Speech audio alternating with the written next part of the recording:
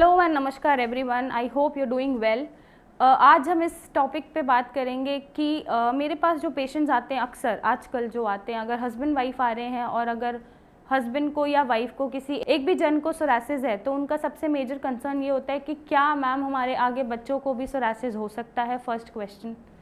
Second question, अगर बच्चों को हो रहा है और उनके पेरेंट्स को नहीं है पर बच्चों में क्यों हो रहा है। अगर पेरेंट्स में हिस्ट्री नहीं है सोरासिस की या कोई भी जेनेटिक प्रॉब्लम है ही नहीं तो बच्चों को क्यों हुआ अगर हम पेरेंट्स को नहीं है। तो आज हम इस पे डिस्कस करेंगे और साथ ही साथ हम पिक्चर्स देखेंगे पेशेंट की जो अब बिल्कुल ठीक हो चुके हैं। लगभग 3 से 6 महीना उनका ट्रीटमेंट चला है, अप्रॉक्सीमेटली 4-5-6 महीना खाया होगा दवाई, और अभी वो सोरासिस फ्री हैं। किस गंभीर हालत में उनका सोरासिस था और अभी वो एकदम, उनको देख के कोई कह नहीं सकता कि उन्हें कभी सोरासिस भी था। अब वो सोरासिस फ्री हो चुके हैं, एकदम क्योर हो चुके हैं।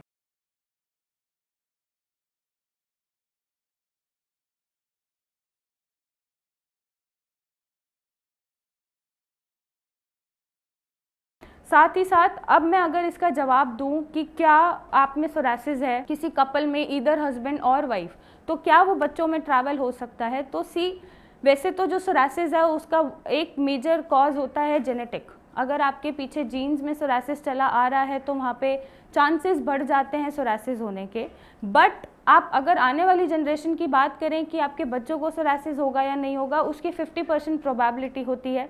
क्योंकि अगर जब बच्चा पैदा हो रहा है तो उसके क्रोमोसोम्स में कौन से जीन्स की डोमिनेंसी है, या हस्बैंड का डोमिनेंसी आ रहा है जीन्स में या क्रोमोसोम्स में, या वाइफ का डोमिनेंसी आ रहा है जीन्स या क्रोमोसोम्स में, और कोई जीन म्यूटेशन तो नहीं हो रही है, तो उन सब चीज़ों पे भी असर पड़ता है या डिपेंड करता है बच्चों को सोरासिस होगा नहीं होगा।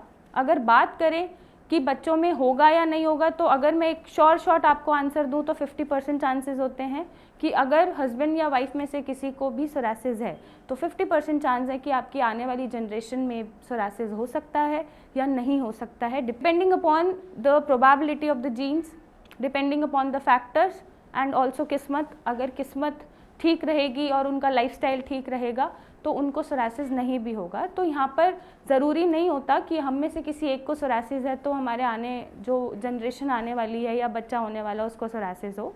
क्योंकि मेरे पास ऐसे भी बच्चे आते हैं जिनके पेरेंट्स को सोरासिस नहीं है पर उन्हें सोरासिस हो रहा है, वेदर स्ट्रेस इंड्यूस्ड है या पीछे कोई स्टीरॉइड्स खा लिए, बचपन में बहुत बीमार पड़ रहे हैं, या इम्यूनिटी स्ट्रांग नहीं है, या लाइफस्टाइल डिसऑर्डर है। तो इन सब रीज़न से भी उन्हें सोरासिस हो जाता है।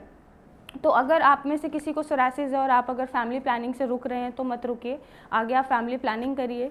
जो होगा देखा जाएगा, वो उनकी किस्मत पे डिपेंड करता है कि उन्हें सोरासिस होगा या नहीं होगा। 50% चांस होता है आगे जो भी रिसेसिव जीन है या डोमिनेंट जीन है उसके ट्रैवल करने का। तो आप फैमिली प्लानिंग करिए। आप अगर स्वस्थ हैं तो आप अच्छे से अपने बेबी को कैरी करिए। अगर आप उसका पोषण कर सकते हैं, उसको 9 मंथ सेफ रख सकते हैं तो ज़रूर आप प्रेगनेंसी प्लान करिए। और इससे मत घबराइए कि आपके आने वाले बच्चों को भी सोरासिस होगा, क्योंकि वो चांसेस होते हैं 50% होने या ना होने के। सो आई होप ये फ़ोटोज़ देख के और इस टॉपिक पे बात करके आपके कुछ डाउट्स क्लियर हुए होंगे और आपको कॉन्फिडेंस मिला होगा फिर से कि हम सोरासिस को ठीक कर सकते हैं, जड़ से ख़त्म कर सकते हैं।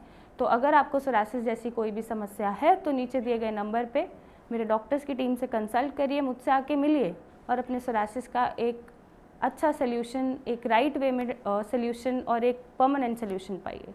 सो thank you and take care.